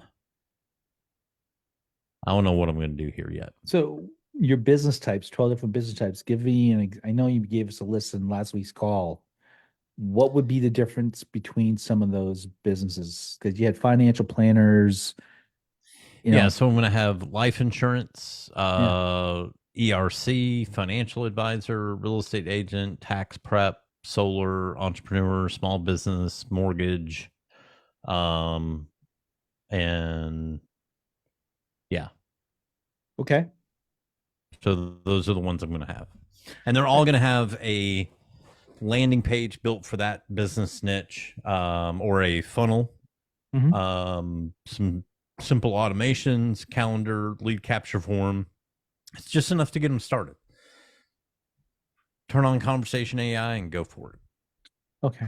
So really what you're doing is you're giving them pretty much the same workflows, but probably just a different website or a funnel. The workflows are catered to that particular industry to an extent. I mean, it's not overboard. You know, but it's keeping it stupid simple. I mean, again, I'm selling software. I'm just giving them a little kickstart.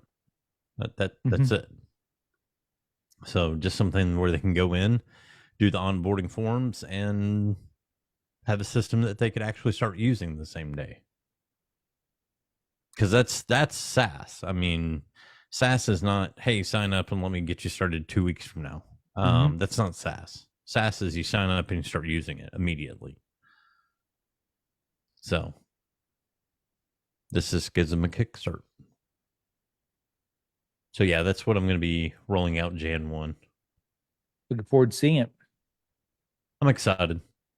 I think he'll do well. It's simplifying the purchase process even more while still giving more options.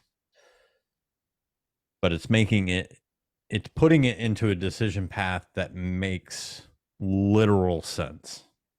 Like, what type of business are you? If you're not life insurance, you won't click the button. If you're life insurance, you're going to be clicking life insurance. You know, if you look at them, you're like, okay, none of these, but I am a small business. You'll pick small business, and I'll be rolling out more.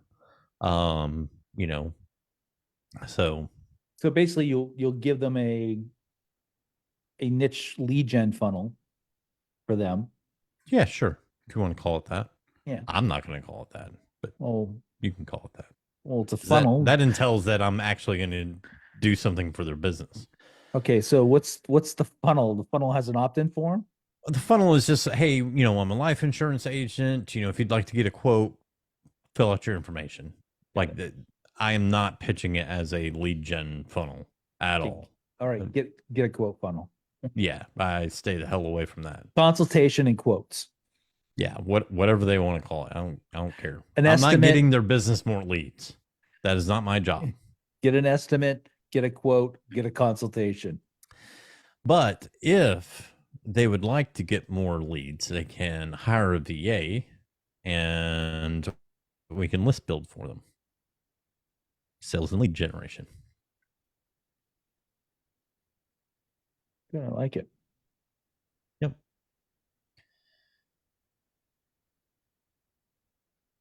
So you got rid of the Wistia videos. How do you handle those? Because you bought those videos, right? So would you do end up? Oh, I still use them. They're still in the website. I just I don't have them all linked down in the footer. Okay. You know what you do is that you upload them into your media area, and then you use a little bit of script to load them on demand when somebody clicks the button. Well, that's basically what the Wistia was doing. Because all it was this linked to a pop-up. Oh, okay. Yeah. It was on demand. Like you can create you can do it with a pop-up with just plain old high level and script and just the GHL hosted video. Yeah. Because the GHL is going to serve it up probably faster. Wistia served it up fast. It's just code heavy. It's just a heavyweight JavaScript. Yeah. But yeah, it just honestly, you know, I just started to right now I have the fastest SaaS in a box website from Actionable. Yeah. And I have the highest SEO ranking. Of course, now I have almost 50 pages on my site now, and I've got 2 blogs running on my site, which, by the way, they're redoing blogs. Oh, good. We'll talk about that then. So you know how you can add a store? Mhm. Yeah. Yep. That's what they're doing with blogs. Oh, So they're taking it out of the separate like section. And so now you will click create blog and it will automatically create the pages that are needed for an actual proper blog instead of it loading inside of itself in the same element. Oh, thank God. Yep. That is coming first quarter. awesome. I'm super excited. Yeah, The blogs, it was a hot mess. I mean, I get traffic off the blogs as they are now, so it doesn't bother me. But it will still be nice to have a more traditional setup because I don't like it is kind of wonky with the back button and more articles, and it's just I mean, it looks like an iframe. That's what it looks like. Yeah. And so yeah, it'll be changing first quarter. First quarter, new pages, kind of like the store. Mm-hmm. And will the blog section still be where it's at, where you create your blog content, or will they move it into the website? That I don't know. I didn't really get into that. I'm not sure how they're going to do that. I'm not sure how they're going to do that. I was just happy to see that this is going to be a page. Then the actual article is going to be a page, which means that now you can probably actually utilize categories and tags. Yeah. Because you're going to have separate pages now, which is not something that you can do with this now. Yeah, they're there, but you can't use them like you would in a like WordPress blog where you can actually click on it and see those articles. Yeah. As an end user visiting the website. You know, if I go into this, I'm like, oh, okay, this is on marketing. Let me see what else he's got on marketing. It doesn't, it just doesn't work. Okay, these are all marketing, but yeah, I found the blog to be very clunky. It is. And I told him, I'm like, why the hell can't I get my damn icons to show? Yeah. I have problems with icons showing as well. So I was like, you know what? If you're see this right here is what drives me nuts. Yeah, little tiny button. Nobody's gonna see that. Yeah, it's retarded. But you know, it was a skateboard version, and now they're coming out with it right. So it's it'll be good. You know, they really I don't know if they have one on staff or not, but they really need to get somebody who's like hardcore WordPress SEO. Look at that guy who can tell them how to design the page schema and build this stuff so it's competes with WordPress for SEO. I know you're ranking, but WordPress would probably be they are redoing the SEO panel as well. Good. Well, a lot of it needs to be automatic. Like they're like, oh yeah, you can add a canonical link. If I have a whole bunch of blog posts, I don't want to have to go and manually add the canonical link. It ought to be automatic. So they are going to be, they may actually be removing the keywords, which they should. It doesn't even get Those used anymore. Yeah. It'll hurt you more than it would ever help you. But they're totally redoing it, and I think they are going to do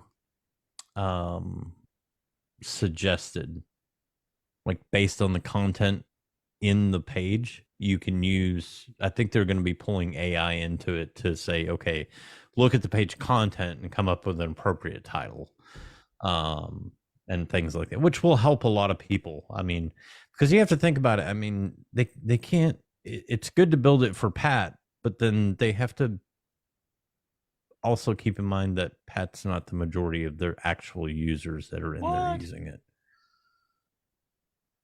They're not. No. You know? I mean, they shouldn't be. So it's mostly people that have no freaking clue what SEO even is. Correct. So, but I mean, you need somebody like, you know, Jay or somebody like that to be able to tell them like, hey, this is what the schema and everything needs to look like.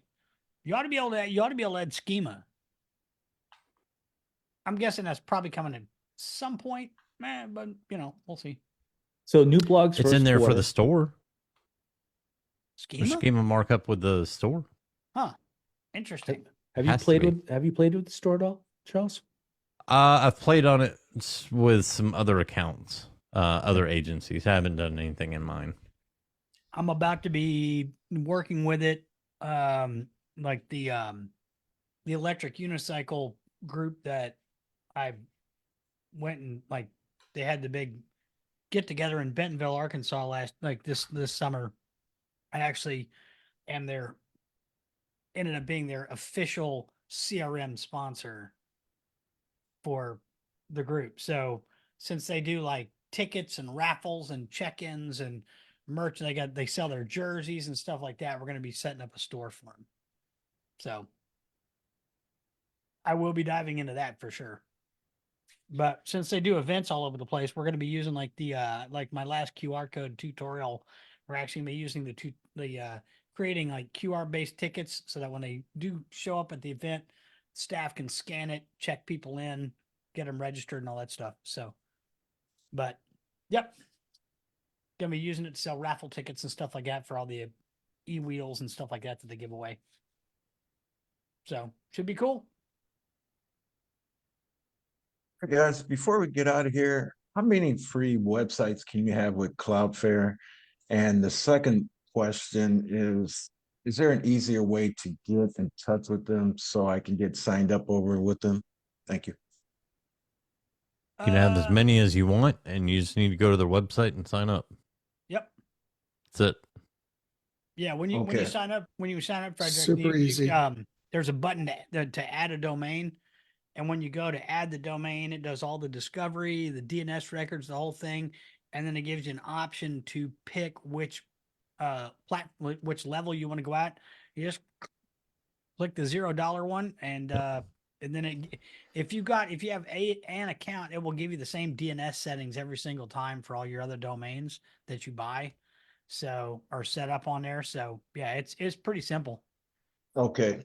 Yeah, I've just bought about 5 domains, and when it said add free website, I didn't know how many you could actually Yeah, you just So I'll you just go ahead So and it's not giving you a website. Just to be clear, it's not giving you a DNS. website. It's giving you DNS management. Management. understood. Okay, Absolutely. just wanted to make sure. Yeah. No, I You're wanted- gonna- I I you're don't wanna want you to take come care of back that next week and be website. like, why the hell can't I build a website on this thing? Yeah. Right. Yeah, no, You you're know? gonna you'll So- build the websites in GHL, and then it'll like when Mm-hmm. you add the domain inside Highlevel, it'll know that it's set up in Cloudflare, and it sets up all the records and everything for you. So it's automatic. It's beautiful. Pretty sweet. Pretty Yeah. sweet. I actually like that part. for email, Oh yeah, for sure. for spinning up domains. It still won't do a DMARC. It still won't set up a stupid DMARC. You got to do What the DMARC won't? on manual. Highlevel's LC email. It will not automatically set up a DMARC. because the Oh, DMARC. just do it in Cloudflare. I know, but it's still a pain in the ass that you won't No, do. it's not. Sucks. Do you not use their? So I use their DMARC management. Cloudflare's DMARC management. No, I haven't. I haven't done Yeah, that. that was madness. Is that paid? That's the paid. Yeah, Well, let me switch into I'm one of my riding free free. accounts. I'm a Hold on. scab. I'm riding a free one. No, it's free. Oh, It's under. So if you go into the domain, click on email, Uh-huh. and then you'll see DMARC management. Well, And they have email routing, DMARC management, and email security. no kidding. Yep. And it'll sit there On and generate. there, It'll and go it'll and do see. the reporting for you. Like they Oh, throw in their freaking look email, at so you can have the that. aggregated Oh. reporting. Well, I'll be Yeah. darned. Okay. Show, Okay. show your screen so I can see it. Go ahead. Show your screen. I stand corrected. I'm Show sorry. your screen.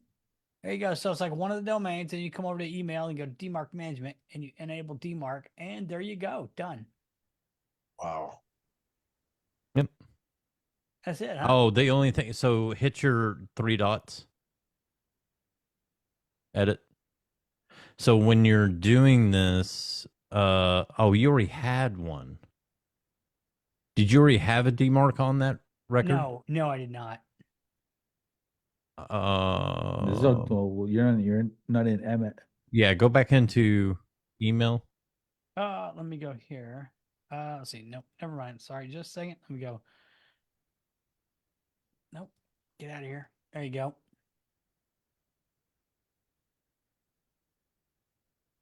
Yeah, so when you click enable, click the three. No. Click the. There's no DMARC found. You can edit.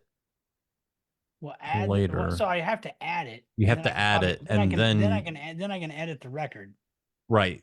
Then you can Go back to DNS. You can do. You don't have to do it from there.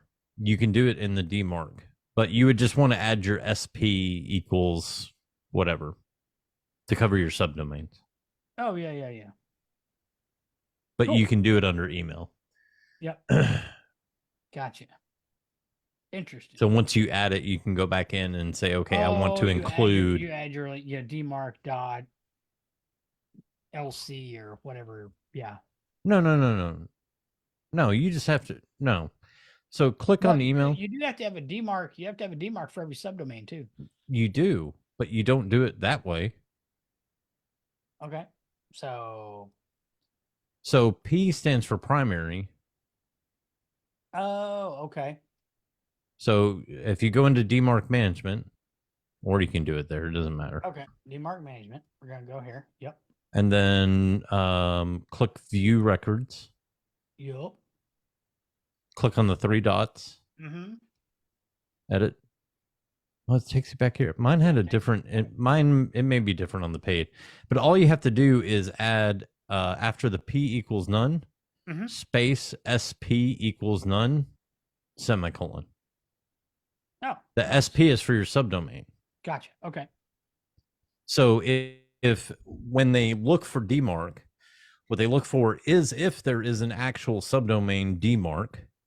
If not, then they look to the primary, to see if the SP is in there, because Okay. the SP is identifying the rule that you're Gotcha. applying to all your subdomains, because they could be different. You could say for my primary domain, I want it to bounce. Gotcha. For my subdomains, I want it to quarantine. But it has to be tied to an email address, right? No, it's just the domain. No, it basically like it what it does is like if somebody's spoofing your domain, Mhm. Yeah. that's what protects your domain from being trashed by that spoof. Because it calls back home. and says, "What Everything am I that's supposed to do with email this?" specific is generated through the LC mail. So what is the email address that it's in there? It was our That's our- theirs. So they'll aggregate the reporting to let you know Okay. what errors and stuff. Okay, And so- so they'll send you a report So P once a P- week that so you it's can really- actually read. So it's the P function that's the P in the sub SP function. And so when I'm thinking about this for myself, like if I wanted to set up a domain for, a lot of times I'll set up subdomains for lead pages on a very generic domain, Mhm. LTD for my Yeah. clients. So I want to be able to quickly and easily, instead of going in and setting up the subdomain in Namecheap, I just want to create it and push it over to Cloudflare. But again, in an email situation, you could use that same thing where I could see a situation where you spin up a bunch of sending domains off Mhm. of a main domain, Yeah. and this Yeah. with that SP That flag SP covers all the subdomains. covers all the subdomains. It would be Yep. Covers them all. Yep. Yep. okay. Cool. Beautiful Yep. stuff. So I do the same thing. So like if I have clients that they just don't have a domain for whatever reason, it happens. Or they have a company domain that they're using and their company won't let them set up custom email domain underneath it. Fine, whatever. So I take my generic message smtp.cloud and I create them a subdomain. So I go into my agency settings, I create the email account from the agency side, not in the account side. I do it from the agency email services. And then once it's created, it's pushed into my Cloudflare. Then I go into location management and assign that custom email domain to that sub account. But that way I always have access to it and they don't. they can't disconnect it or anything like that because it's set from the agency. Okay, so let's back this up. You create the sending domain at the agency level, Mm-hmm. and then you go in and it's LC, and then you go and assign that to their account at the sub account level, correct? So here's what I do. Okay, show me. I'll share my screen here.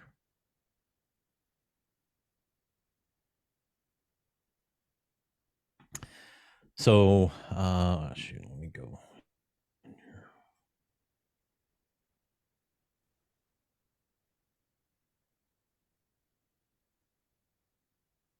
Okay, so I'm in my agency settings, okay, Hmm. and I'm in email services. Yep. Okay, so I will go to dedicated domain. Yep. And I will add a domain here. Once it's added and active and issued, Mhm. I will go back and I'll go to location settings.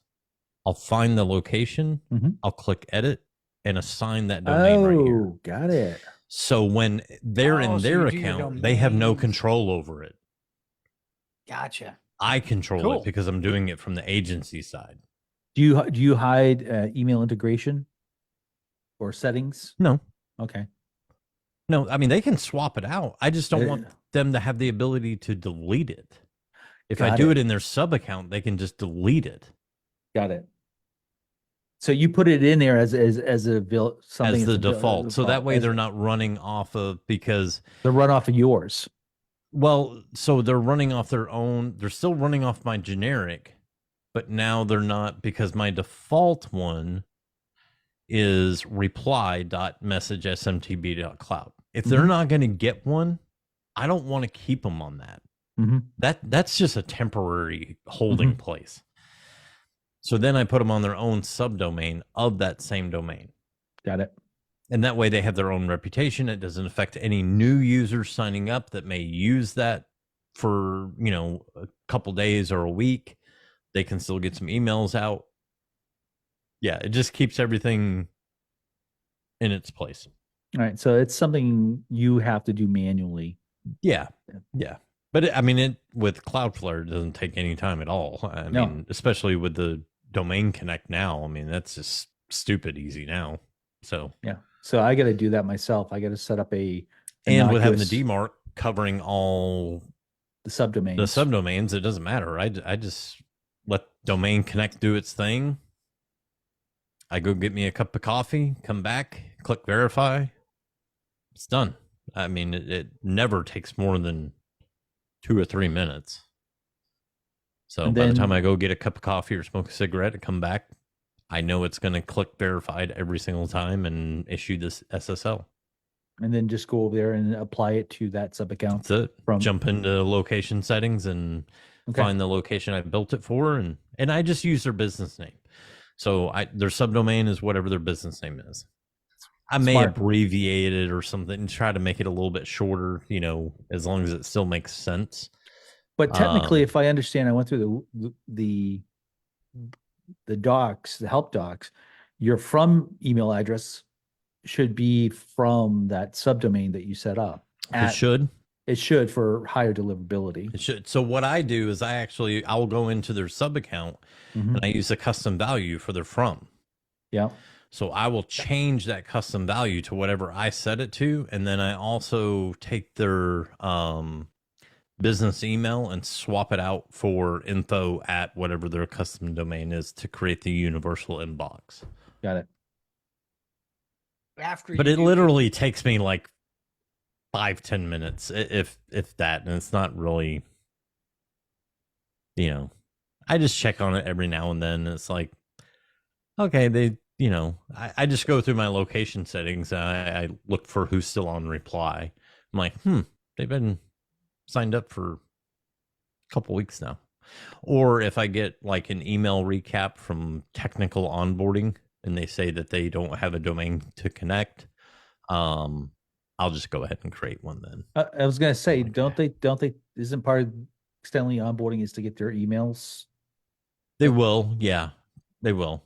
But they don't have access to my Cloudflare, and I'm not giving them access to my Cloudflare. Okay, well, so shouldn't they be working with the client to get something set up on their end with the domain? They Is that- should, but they that- can't make the customer. I don't want them to fight the customer and why to buy a domain. Got it. That is not what I want to happen on that call. Because then it gets into a sales situation, not a customer support. So Got it. when you go in and set up the email, the info at, to do the global, Mhm. you do that after they do A2P or before?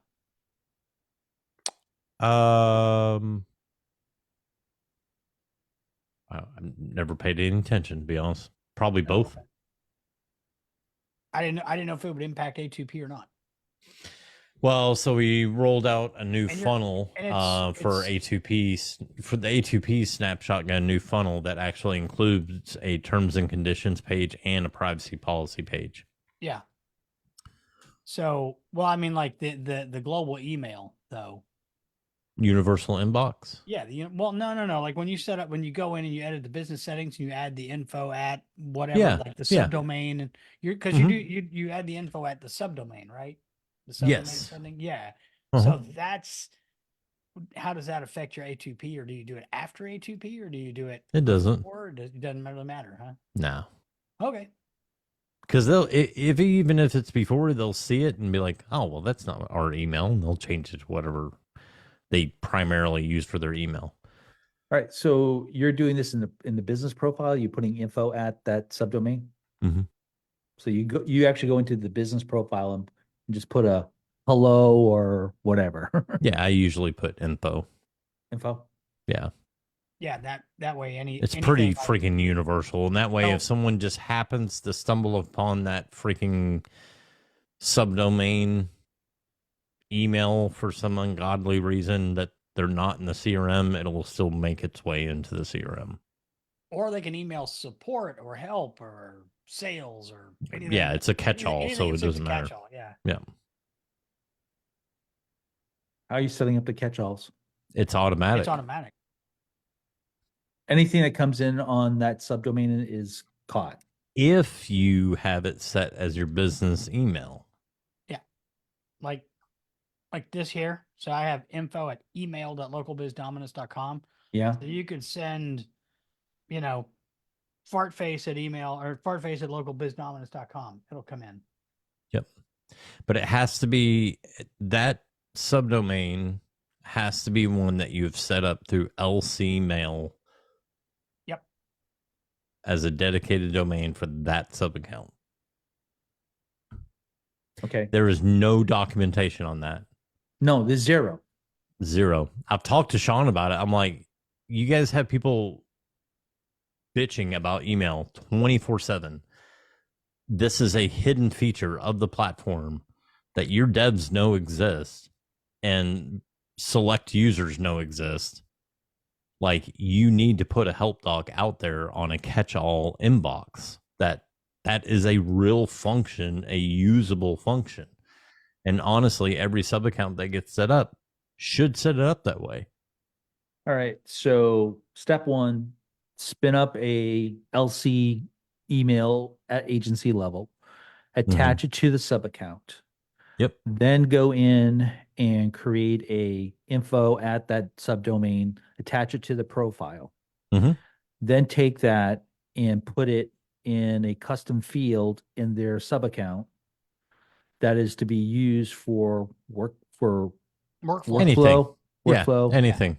Workflow templates, email templates, whatever. It could be anything. Okay. Yeah.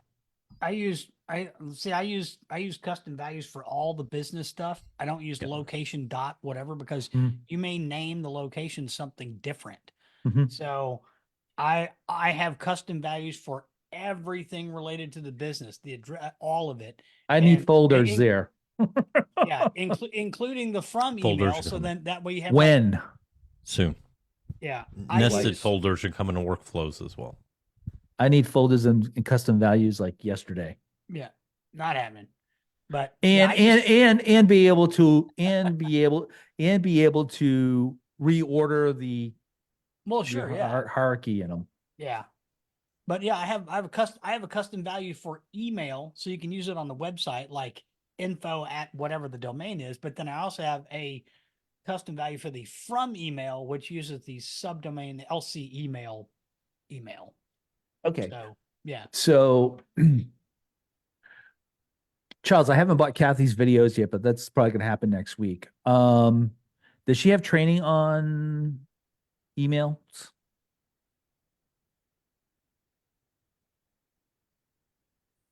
Can't hear you. You're muted. Speak. You're in the community. Oh All yeah, the courses are in there.